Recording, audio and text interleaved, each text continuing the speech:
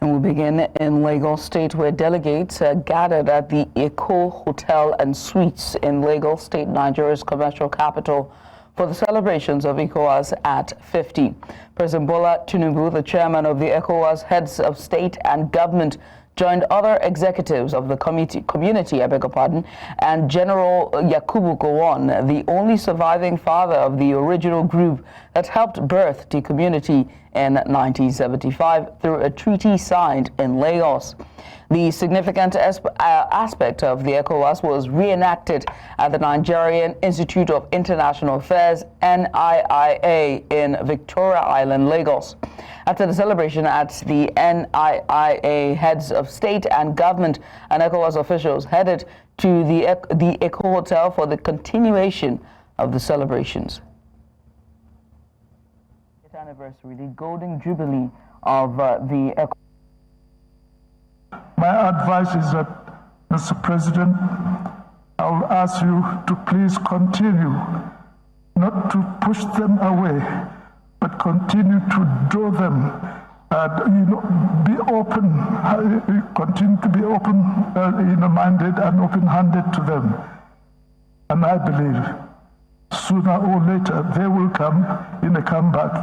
If they do not come back as individual nations, I hope they can come back, as a group, in a group, and you can admit them into ECOWAS. We celebrate not only 5 decades of history, but the enduring spirit of unity, resilience, and shared destiny that defines our community. In 1975, our founding father leaders envisioned a West Africa where borders unite rather than divide, a region of free movement, thriving trade, and peaceful coexistence. That vision is still alive today. We thank God. We have the thinkers, we have the wise men. We have the opportunity. Today we pay tribute to all who have nurtured it, especially you, General Dr. Yakubu Gowon, GCFR, our only surviving father, and a symbol of this historic journey. And now to the National Assembly, where the senators passed for second reading the 2025 River State Appropriation Bill, a 1.481 trillion naira budget designed to facilitate governance in the South-South state currently under emergency rule. The bill, presented by Senate Leader Ibrahim Bamidele, outlines critical funding across infrastructure, education, healthcare, agriculture, and youth empowerment, following the declaration of emergency rule by President Bola Tinubu.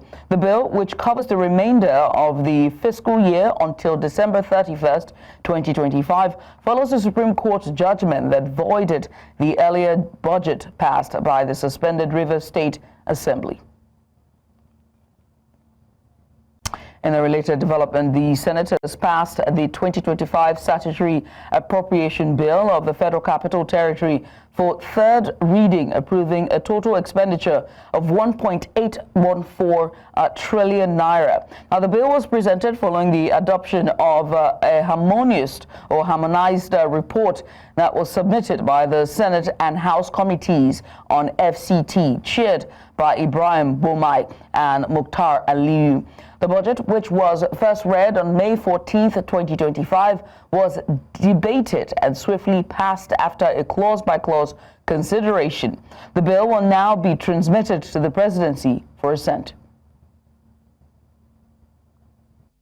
The overhead, which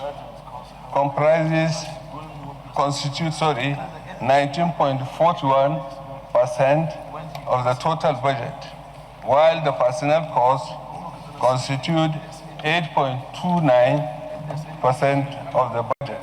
So the total recurrent of the budget is 27.69, while the total capital is 72.31%. Out of the 72.31%, 85% of the capital is dedicated to ongoing projects. So only 50% of the capital is for new projects. I will commend this policy to all tiers of government, particularly the federal government, to emulate what is happening in FCT by trying as much as possible to deploy 70% of the expenditure to capital projects rather than going into recurrent expenditure. And pray that the kind of development that we are seeing here will dovetail into other areas of Nigeria. It is now my privilege to pray that the budget pass will not only benefit the capital expenditure of FCT, will also benefit the human development of the residents of FCT and lead to influx of foreign direct investment into Nigeria, whilst giving Nigeria a better global image in the community of state and national capitals across the world. And now to political matters. The controversy over the position of National Secretary in the People's Democratic Party, PDP, remains unresolved as the party's National Executive Committee says a final decision will be taken at its next meeting slated for June 30th. Addressing journalists at the conclusion of the 99th NEC meeting held in Abuja, the acting national chairman of the party, Umar Damagum, said the NEC received and adopted the resolution from the Southeast Zonal Executive Committee on the disputed office but deferred final action. Meanwhile, the NEC ratified the composition of key committees ahead of the party's national convention. Bayelsa State Governor Duye Diri will chair the zoning committee for national officers. He will be supported by Zamfara State Governor Dauda Lawal as vice chairman and Plateau State Governor Caleb Mufwang as secretary. And now to discuss the crisis rocking the party, we're joined by the convener, PDP Youth Alliance for Good Governance, David Godwin. Mr. Godwin, thanks so much for joining us. Acting national chairman of your party says the challenges plaguing the party are self-inflicted. Do you agree? Good evening, Judith. Of course, good evening, Nigerians. To your question, I think as a personal opinion, I agree that at least for once, the acting national chairman, Umaru Damagun, has owned up to some of the issues and the challenges bedeviling the People's Democratic Party. Yes, it is true. I agree 100% that the problems of the party is self-inflicted. And then to a very large extent, I want to clearly state that even he, Umaru Damagun, cannot exonerate himself from the issues bedeviling the party. Because from inception, since after the 2023 presidential primary election, where there seems to be an aggrieved person in the person of Wike, and then up until the period where Aliyu resigned, and then he came on board in acting capacity as the national chairman of the party, we had expected that, okay, after a period of 90 days, he would have stepped aside to allow for a proper candidate from the North Central region to complete the tenure of the national chairman, which is originally zoned to the North Central. So having said this, it means that he himself is part of the problem. And then the people that decided for their own personal reasons to be aggrieved after the presidential election, primary election of the PDP, these are the people who have inflicted this crisis on the party. So yes, I agree that the problems are self-inflicted. Right. So, I mean, at this point, one has to ask, for you to somewhat identify structural weaknesses within the party's constitution or leadership processes that may have contributed to this crisis. Can you identify them, please? Yeah, well, the truth is that from the inception, okay, let me just, because of time, let me just quickly say that I want to agree, I believe that Nigerians have come to a general consensus that the PDP primary election in 2023, which was the origin of all these whole crises, was free, fair, and credible. Having said that, Some persons decided, since it didn't go their way, I want to believe that the better politician won. And since it didn't go their way, they decided to throw all sort of tantrums to the party, engage in anti-party activities. And then talking about the structures of the party that is supposed to deal with some of these crises. Yes, every erring member, anti-party politics is a serious and grievous offense as far as the People's Democratic Party is concerned. And then there are provisions of our constitution that have spelled out how best to deal with such persons.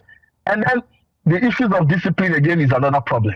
If Damagun have, some of the courage as the chairman of the People's Democratic Party in acting capacity to deal with all these issues, I am sure that by now these problems would have been put behind us, nip in the bud, and then forge ahead as a very strong opposition ahead of 2027. So first of all, I also understand that there were some committees were set aside. I'm talking about the Conciliation Committee that was chaired by the of eminent personality like the former governor and the president of the 8th Senate, Senator Dr. Bukola Saraki.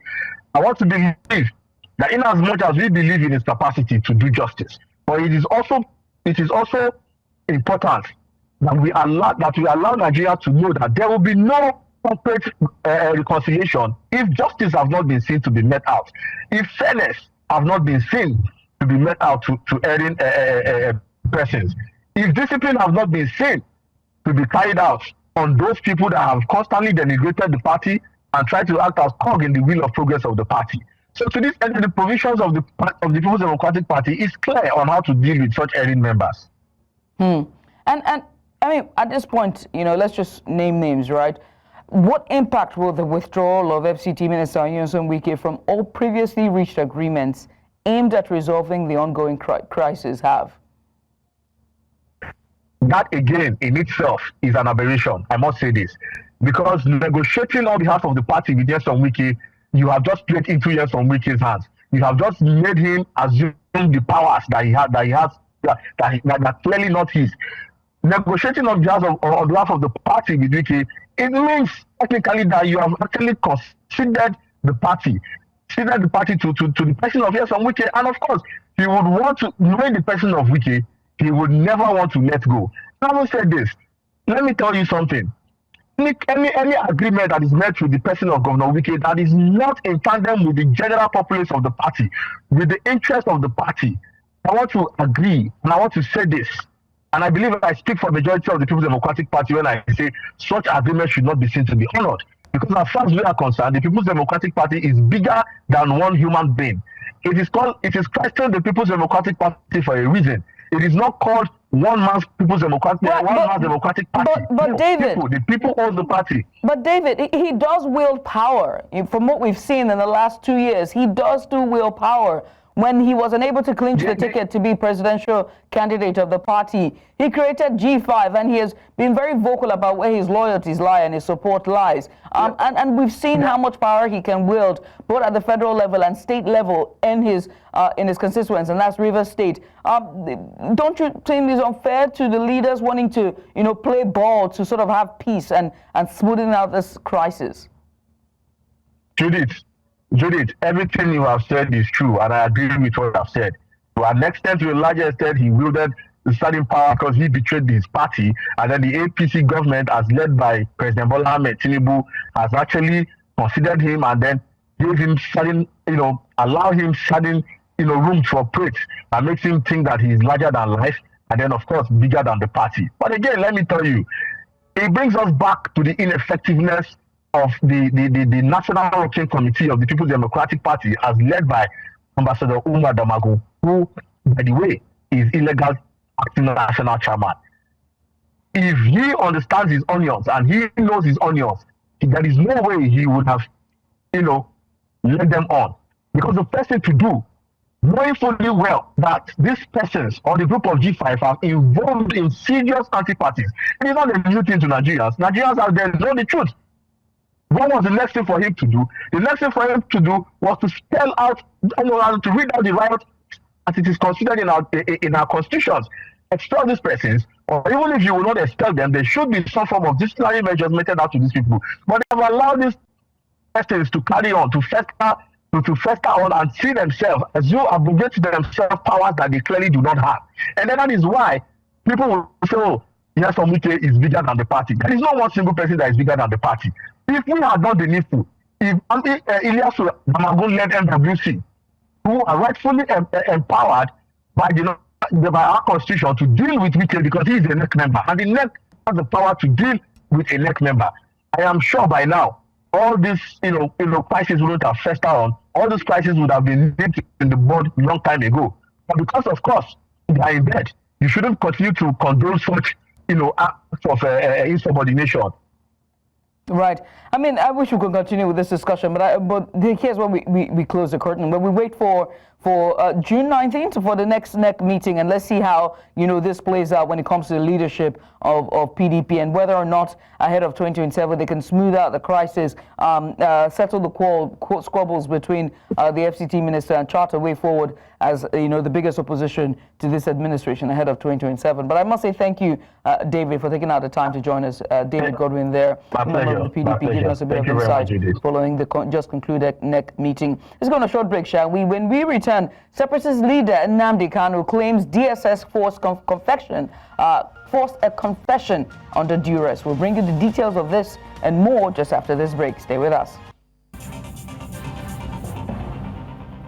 Breaking news just reaching us. The Nigerian Army on Wednesday has now responded to News Central's investigative report from Dandume village in Katsina State, where some residents accuse military personnel of colluding with bandits to fuel terror attacks in the state by selling ammunition to them. In a statement signed by Lieutenant Colonel Apollonia Anile, the Army's acting director of public relations, in response to a letter of request for clarification by News Central's managing director and editor-in-chief Kayode Akintemi.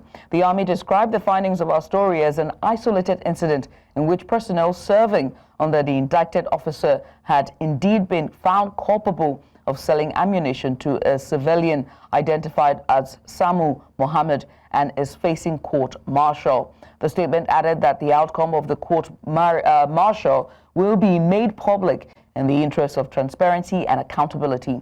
He also added that a civilian accomplice has been handed over to the Department of State Services for further investigation and possible prosecution. Joining us now is News Central's Jamil Mabai, and he joins us live from Katsina. Jamil, we've seen the report. What would be your response to this response? How would you describe this response from the Army to your investigation that you brought us? Thank you very much. Indeed, I never thought, the response would be this, and but thank God, at least the Army have acknowledged the incidences what we've reported with regards to military, selling ammunitions to bandits.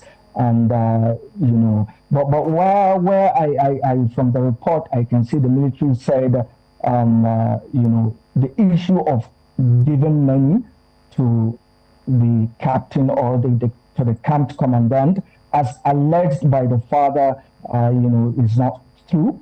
Is something which maybe they declined. They said it's not true. And how would you describe this response? I mean, the Army claims... The people involved... Yeah, keep going. We lost you there for a second, but keep going. Okay, so it's not News Central that said all these things. It's the people in Banduni. It's the father that was involved. And the father made mention of dates, venue where, the exchange of the money took place.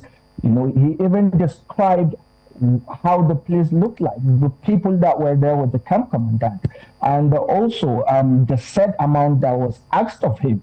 And apart from that of the ammunition aspect, there is another aspect, another alleged allegation by the people of the Nduma community, whom, in the full documentary, you will hear them firsthand, how they narrated, how they had to pay the Army, at checkpoint, a certain amount of money before the Army allowed them access to deliver ransom or whatever as demanded by the bandits. All these things were not concocted by News Central. These were alleged allegations by the people there And and like I said in the documentary, you get to see it. They said for the first time, their voices, the victimization or whatever they've been going through has never been given a platform for them to at least air or express what they're going through. So New Central was there and they spoke, and these people spoke, with full consent, and it's not a single narrative. There were multiple narratives, not one person. There were like three people or four people that corroborated all these alleged allegations. But like I said, there's the military. They said, the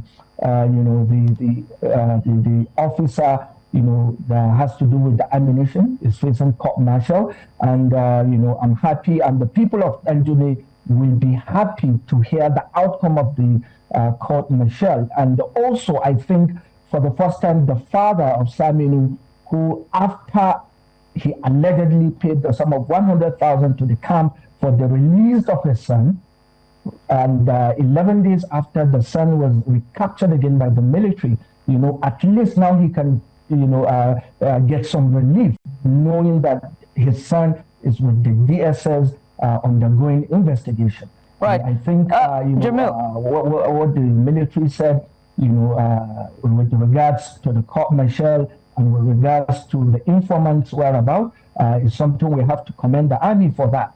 But, there are other allegations which I expect to see in the press release, and I don't know why the army decided to keep it close to their chest, or deny, or even tag, the findings as half truth or half baked. Like I said, but I think the army can send a team of investigations, or other journalists can go there and verify all these allegations. This is not something that we just pick it on the right. On the street. Jamil. These are incidences that have been happening, so they are facts, but it's not our own. It's based on the people of Ndumi that brought out these alleged allegations. Now, the army claims that the allegation of their personnel receiving 100,000 naira to release the alleged bandits informant is false. And in your report, you noted that the alleged informant was released after the 100,000 naira was given, but he was later rearrested. I would like for you to respond specifically to that. Okay. With regards to that, that's what I told you. The person that alleges that he paid a total sum of 100,000 for the release of his son is the father of the boy in question. That is the father of the informant. He was the one that said, after his son was arrested, the camp commandant approached him, asked him that he should pay a certain amount of money, 300,000 to be precise, but he couldn't come up with that. All that he could come up with 100,000 naira, and they made a conversation, and they had a rendezvous where the father, in company of another person, went to the camp commandant in a garage, describing the people that were with the camp commandant and how they entered into a particular shop where he gave him the money, and the camp commandant, counted the money. So all these things, like I said, probably until maybe when the Nigerian army sees the full documentary, that's when they will understand, the weight of these allegations. And I doubt, I'm not talking on behalf of the father or anybody from Ndumi, but it's very difficult for a father, fathers usually, or parents will do whatever it takes when their kids are in danger to see that they free them. So, and that's my response to that. And apart from the father, there were also other people in Ndumi that corroborated these alleged, the fathers giving money to the army. The major is there, Samaila is there, and other two, residents of Ndumi who we spoke to, and you're going to see them in the full documentary. They all alluded to the fact that, the sum was given to the camp commandant for him to release the son. And, I don't want to say something, but in the documentary, the camp the camp commandant categorically told the father that immediately after he releases the son, 3 days, he should do whatever it takes to leave Danjuma because he doesn't want anything that will come back to him. And that was what happened, according to Major Lawal. When he saw that, he blew the alarm. That was why he blew the alarm.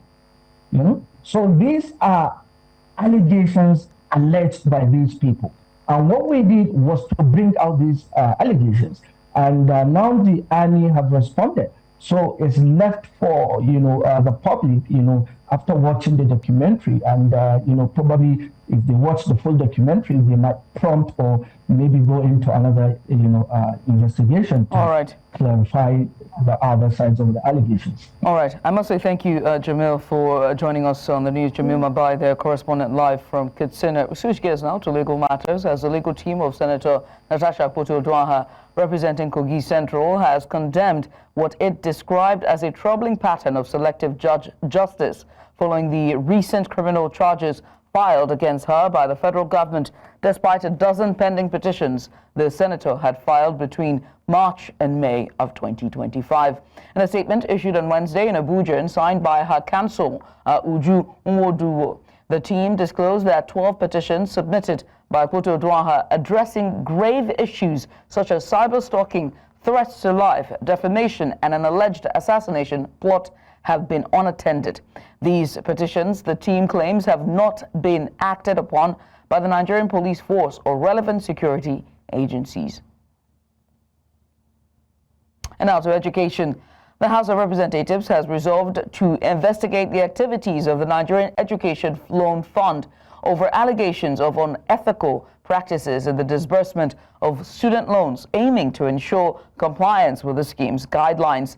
This resolution is following the adoption of a motion of urgent public importance raised by Aliyu Mustafa, who expressed concern over alleged diversions, delays, and failures of institutions to notify students beneficiaries of tuition payments after receiving funds from NEL funds. He also citing reports of students continuing to receive loans even after graduation. Concerned about reports of mismanagement and lack of proper verification, including instances where tertiary institutions upload inflated school fees on the NEL Fund portal, cases of final year students receiving loans after graduation, and disbursement made to tertiary institutions even after students have fully paid their tuition fees to avoid delays. Worried that violations of NEL Fund guidelines by some institutions may have denied thousands of students their rightful access to loans and undermine the credibility of the loan scheme. Further worried that without robust oversight and enforcement, such violations may continue unchecked, undermining public confidence in the student loans program. The House resolves to urge NEL Fund to implement advanced IT solutions to enhance verification and streamline process within the system. Also urge NEL Fund to report to relevant authorities and sanction any institution found in violation of the Act or guidelines.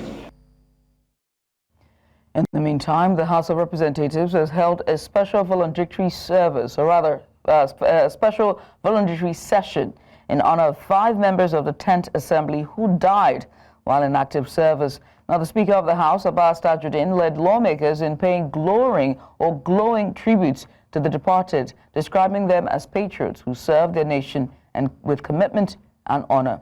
News Central's Edom Joseph reports. My condolences to the family members. This is a very sad day for us.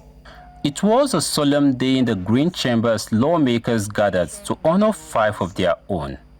The late lawmakers, all elected and inaugurated into the 10th House on June 13, 2023, passed away in the course of duty between October 2023 and January 2025.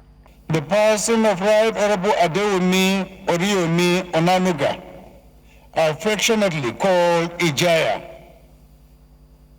Honorable Abdulkadir Jelani Dambuga, Honorable Isa Dogonyaru, Honorable Olaide Adewale Akiremi, lovingly referred to as Jagaban, and Honorable Ikene Abubakar Adams, fondly dubbed the youngest, left a pain in our hearts and a void in our deliberations.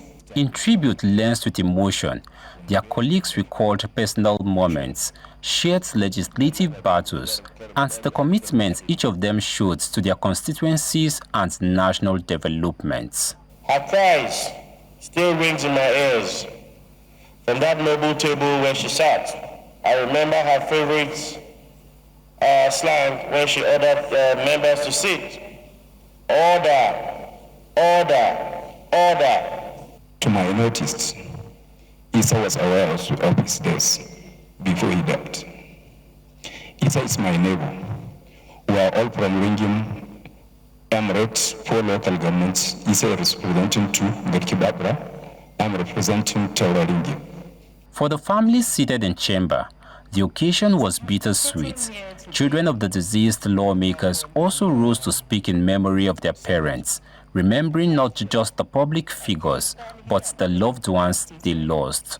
Our father believed deeply in the value of service, service that puts people above politics, and legacy above personal gain. He approached his responsibilities not with entitlement, but with humility. To me, he was a loving father who inspired me to become a man I am today. He loved this country, and he gave out his work, his voice, and his strength to make our state and local government a better place for people to live in. Beyond honoring the deceased, the public farewell reinforces the weight of public office and the fleeting nature of life. In Abuja for News Central, Idong Joseph. The trial of Biafra Nation agitator Nnamdi Kanu took a dramatic turn on Wednesday as he took the witness stand in a trial within trial to challenge the admissibility of his 2015 statement. Testifying as the first defense witness in the trial within trial, Kanu told the Federal High Court that his statements to the DSS were made under duress. He claimed the coercion began from Lagos, where he was allegedly struck by an officer and transported to Abuja in chains and blindfolded. Describing his detention, Kanu said he was held in an underground cell with dim lighting and denied access to a lawyer. Meanwhile, Justice James Omotosho adjourned the matter, directing both parties to adopt their final written addresses and file them before 9 a.m. on Thursday, May 29th. The Managing Director and Chief Executive Officer of Nigeria's Ministry of Finance Incorporated, Armstrong Tagang, is raising concerns over the absence of legislation empowering the agency to verify and account for the vast number of government-owned assets scattered within and outside the country. Takang revealed this during his public hearing on a bill seeking to repeal and reenact the Murphy Act, convened jointly by the House Committees on Finance and Public Assets. He adds that Murphy is already successfully carrying out asset registration running into trillions of naira. Meanwhile, lawmakers recommitted to enacting the legislation which aims to reposition the agency. The evidence available to us, based on the work we have done so far, is that we have large number of assets that are sprinkled not only within Nigeria, but outside Nigeria. However, it becomes extremely difficult to account for those in a way that is verifiable for accountability and transparency without having a structure and having a legal framework that backs our work. So that's one limitation that we have at the moment. So far, we've been able to do the assets register that stands at over 38 trillion naira from just 20 of our corporate entities. The existing laws were made to empower the Ministry of Finance Incorporated, otherwise known as Murphy, to enter into commercial transactions on behalf of the federal government of Nigeria. However, the agency in its operations has consistently failed to act in compliance with the laws and best practices, and therefore requires strengthening to be in a position to act more transparently on behalf of the federal government of Nigeria. This public hearing is therefore to elicit inputs from the MOFI and its entity and other stakeholders, as well as the general public, with a view to enhancing the performance of MOFI and to ensure adequate revenue generation for the government for sustainable national economic development.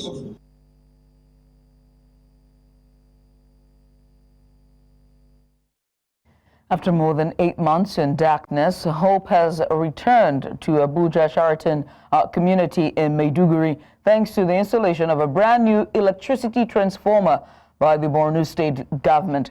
The intervention follows an investigative report by New Central Television, which spotlighted the severe struggles that's been faced by residents, including lack of electricity, poor water supply, and crumbling small businesses.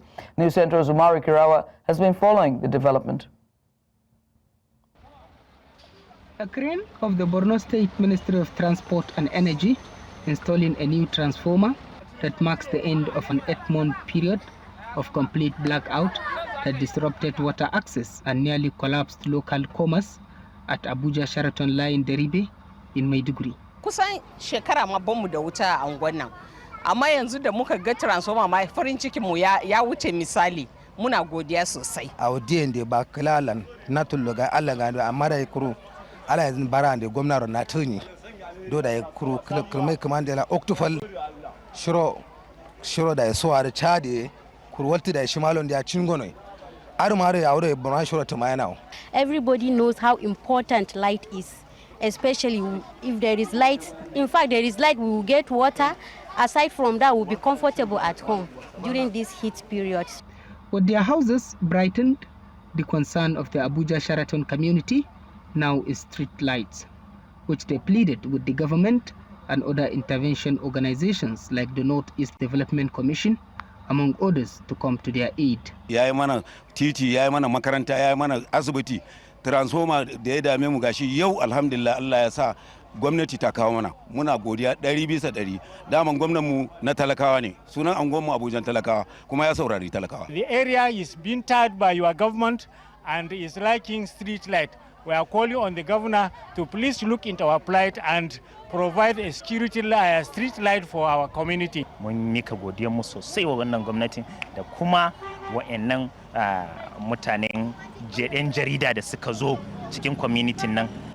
At this kiosk, Adamu Abubakar used to purchase ice blocks for 7,000 to 9,000 naira daily of gas to cool his drinks to ensure he remains in business. Wannan masu nefa wannan zai har kankara.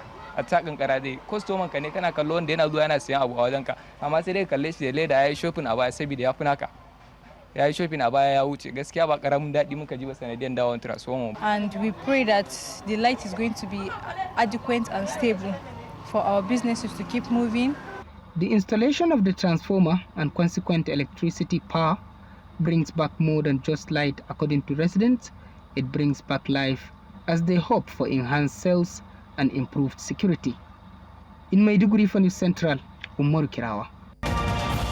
Kenya's President William Ruto has publicly apologized to Tanzania following days of tension between the neighboring countries.